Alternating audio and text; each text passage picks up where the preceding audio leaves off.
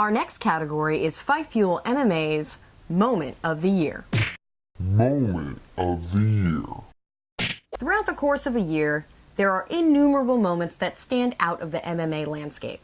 In our survey of 2016's MMA terrain, it seemed like every card we watched had its own moment, one that stood out above all the rest. We sorted through a year's worth of fights, and these were the moments that stood out to us the most. And the nominees are... I'm not surprised, motherfuckers. The succinct sentiment of Nate Diaz after he vanquished the surging Conor McGregor with 11 days of preparation for his fight. Stipe Miocic iterating his accomplishment in beating Fabricio Verdum in Brazil, to himself, to the fans, to his corner, who knows, saying, "I'm a world champ! I'm a world champ!" Conor McGregor has 2 belts. This may have been somewhat of a fabricated scenario put together by matchmakers because McGregor sells tickets, but McGregor sells tickets, and he is in some lofty company now, accomplishing his goal of holding 2 UFC belts. He joins BJ Penn, he joins Randy Couture. He did it. Whether or not he will ever defend any of his belts, we don't know, but he has them. Tanya Evinger vomits in a bucket after a title-defending winning effort and then proceeds to dip and kiss Laura Sanko during their post-fight interview because she wanted to win Moment of the Year.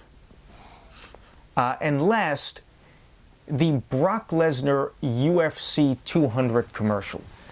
Brock was back. Once again, a giant testosterone-filled monster roamed the UFC's heavyweight division, and it was a cool reveal. I mean, the UFC really wanted to generate as much publicity as they could for UFC 200, historic event, and putting Lesnar on the card definitely did that. This moment is complicated a bit by a bit of controversy surrounding Ariel Helwani, a reporter who broke the news prior to the UFC's timed breaking of the news and was then banned for life from covering UFC events. His credentials are yanked. They were quickly reinstated to him after a surge of protest from fans and media alike. But the whole thing, Lesnar's return, the media scandal, it was a huge moment in MMA history. And the Fight Fuel MMA Moment of the Year E-Award goes to... Tanya Evinger, puking in a bucket and kissing Laura Sanko post-fight interview. Yes. I love that woman. First of all, Tanya Evinger is awesome. She's an amazing fighter. I love that she gives 0 fucks. I love that her nickname is Triple Threat.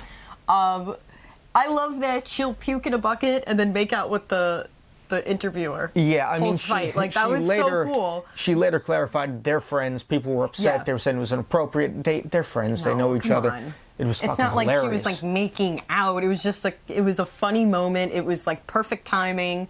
It was just perfect. Yeah, like the perfect storm for like Moment of the Year. Doesn't get any better. Yeah. And that's why we gave that moment the Fight Fuel MMA Moment of the Year E-Award. And the next category is Best Nickname. Best nickname. Some fighters have great nicknames. Some fighters have terrible nicknames. The beauty of this category is good, bad, or ugly. If your nickname possesses that intangible power to stamp itself into the often painfully short memory of the MMA masses, it gets a crack at the Fight Fuel MMA E-Award for Best Nickname. And the nominees are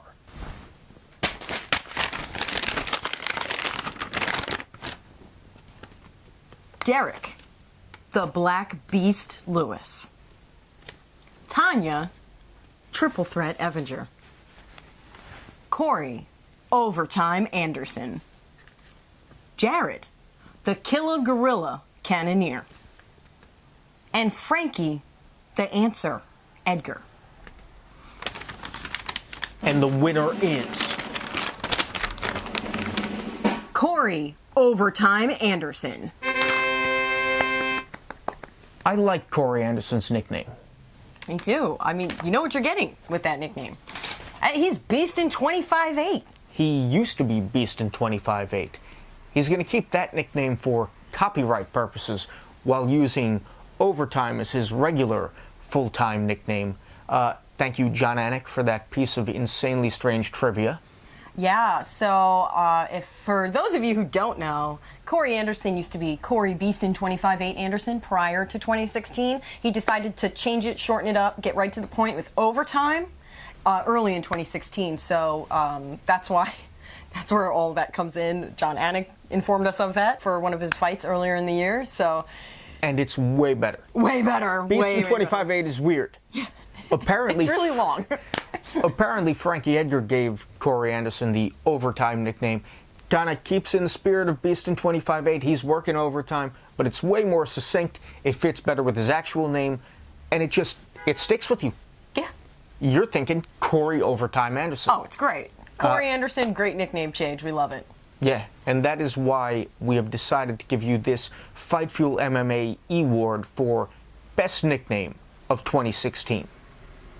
Our next category is Best Post-Fight Speech of 2016. I'm not surprised, motherfuckers. This list of nominees is real short because there are only 2. And the nominees are Nate Diaz with his "I'm not surprised, motherfuckers" post-fight speech after submitting Conor McGregor.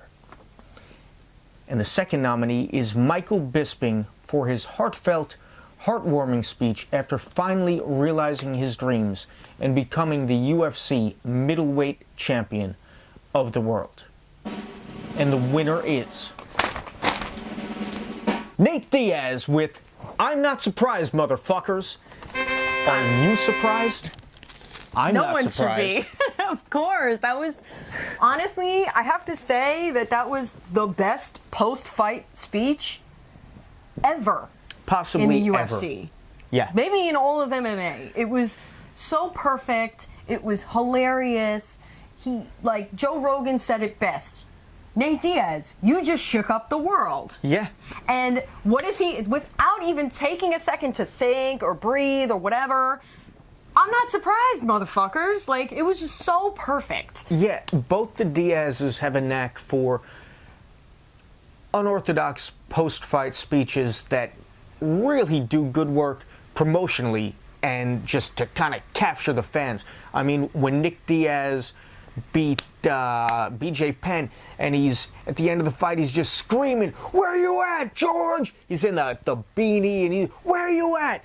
That was iconic too. Yeah. Nate Diaz, when he beat Michael Johnson, with the best piece of promotion ever post-fight in UFC history. Yo. Rogan's trying to interview him.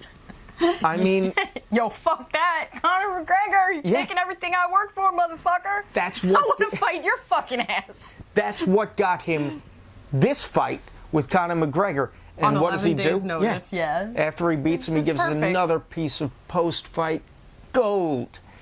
Our favorite post-fight speech of the year, in the running for best post-fight speech of all time. Ever. Yeah. So. And that is why we awarded Nate Diaz's "I'm not surprised, motherfuckers" post-fight speech the 2016 Fight Fuel MMA award.